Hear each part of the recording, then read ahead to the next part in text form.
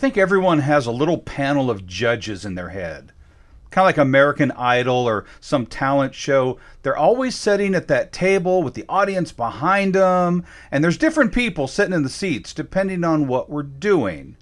There's probably a couple pretty girls sitting there judging us every time we get dressed. You really gonna wear that shirt with those pants? Not with those shoes.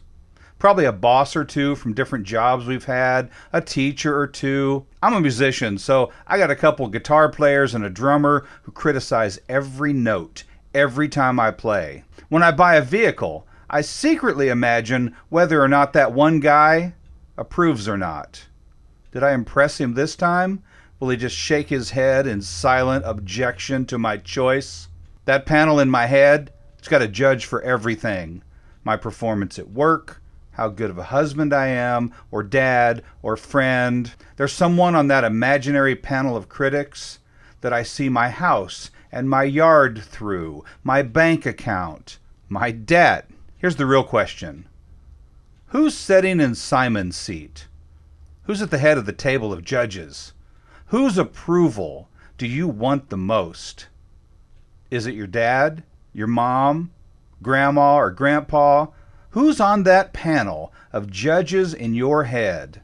I really don't care who all you've got at the rest of the table, but that person at the far right, the one you keep looking at, no matter what the other judges say, the one you keep searching their eyes for acceptance and validation, but the look on their face is always like, thank you, no. I hope it's not Simon. I hope it's not your dad, or your mom, or your brother, or your sister, or your grumpy uncle, or your pastor. I hope you know the only person who can safely sit in that seat is Jesus. Oh, Frank, you lost half the people with that crazy Sunday school turn. Now, I'm not talking about some weird version of Jesus that you picked up from popular culture or lunatic TV evangelists. I'm not talking about anyone's imaginary friend. I'm talking about the real Jesus, the one who is actually going to be your judge, whether you think he's in Simon's seat or not. So here's the point of all this. If you know Jesus is the only judge that matters, you win.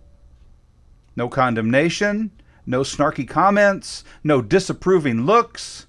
It doesn't matter who else is on that panel of judges in your head. His is the only opinion that means anything. I still think you should probably change your shoes, though.